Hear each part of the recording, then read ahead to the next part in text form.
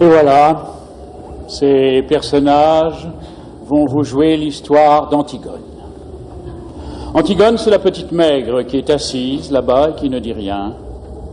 Elle regarde droit devant elle. Elle pense. Elle pense qu'elle va être Antigone tout à l'heure, qu'elle va surgir soudain de la maigre jeune fille noiraude et renfermée que personne ne prenait au sérieux dans la famille, et se dresser seule en face du monde, seule en face de Créon, son oncle, qui est le roi. Elle pense qu'elle va mourir, qu'elle est jeune, et qu'elle aussi, elle aurait bien aimé vivre. Mais il n'y a rien à faire, elle s'appelle Antigone, et il va falloir qu'elle joue son rôle jusqu'au bout.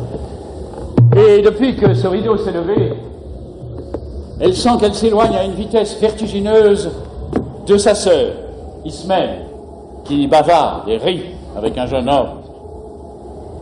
Elle sent qu'elle s'éloigne de nous aussi, qui sommes là, bien tranquilles à la regarder. De nous qui n'avons pas à mourir ce soir. Le jeune homme avec qui parle la blonde, la belle, l'heureuse Ismène, c'est Aimon, le fils de Créon. Il est le fiancé d'Antigone. Tout le portait vers Ismène. Son goût de la danse et des jeux, son goût du bonheur et de la réussite, sa sensualité aussi, car Ismène est bien plus belle qu'Antigone. Et puis un soir de bal, où il n'avait dansé qu'avec Ismène, un soir où Ismène avait été éblouissante dans sa nouvelle robe, il a été trouvé Antigone, qui rêvait dans un coin comme en ce moment, ses bras entourant ses genoux, et il lui a demandé d'être sa femme. Personne n'a jamais compris pourquoi. Antigone a levé sans étonnement ses yeux graves sur lui, et lui a dit oui, avec un petit sourire triste. L'orchestre attaquait une nouvelle danse.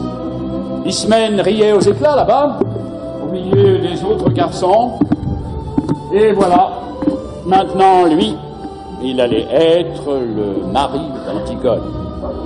Il ne savait pas qu'il ne devait jamais exister de mari d'Antigone sur cette terre et que ce titre princier lui donnait seulement le droit de mourir. Cet homme, robuste, aux cheveux grisonnants, qui médite là, près de son page, c'est Créon, c'est le roi. Il a des rides, il est fatigué, il joue au jeu difficile de conduire les hommes. Avant du temps d'Édipe, quand il n'était que le premier personnage de la cour, il aimait la musique, les belles reliures, les longues flâneries chez les petits antiquaires de Thèbes. Mais Édipe et ses fils sont morts. Il a laissé ses livres, ses objets, il a retroussé ses manches et il a pris leur place. Alors quelquefois, le soir, il est fatigué.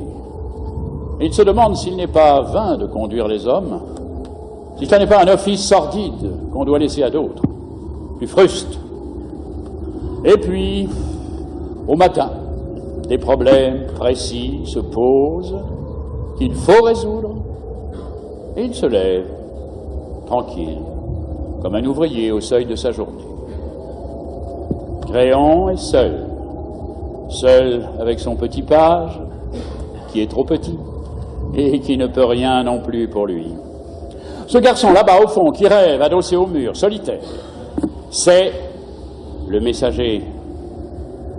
C'est lui qui viendra annoncer la mort d'Aimon tout à l'heure. C'est pour cela qu'il n'a pas envie de bavarder ni de se mêler aux autres. Il sait déjà. Enfin, ces trois hommes qui jouent, ce sont les gardes. Ce ne sont pas de mauvais bougres, ils ont des femmes, des enfants et des petits ennuis comme tout le monde. Mais ils vous emploieront les accusés le plus tranquillement du monde tout à l'heure.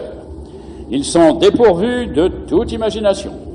Ce sont les auxiliaires, toujours innocents et toujours satisfaits d'eux-mêmes, de la justice, pour le moment, jusqu'à ce qu'un nouveau chef de Thèbes, dûment mandaté, leur ordonne de l'arrêter à son tour. Ce sont les auxiliaires de la justice de Créon. Et maintenant que vous les connaissez tous, Ils vont pouvoir vous jouer leur histoire.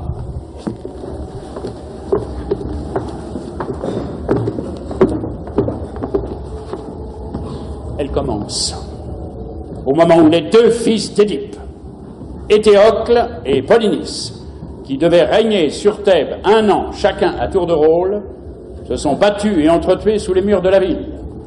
Éthéocle, l'aîné, au terme de la première année de pouvoir, ayant refusé de céder la place à son frère.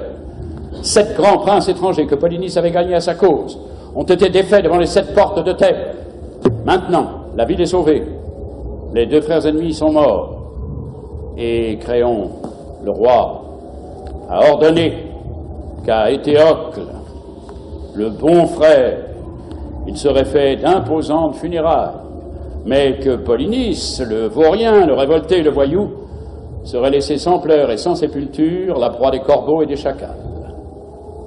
Quiconque osera lui rendre les devoirs funèbres sera impitoyablement puni de mort.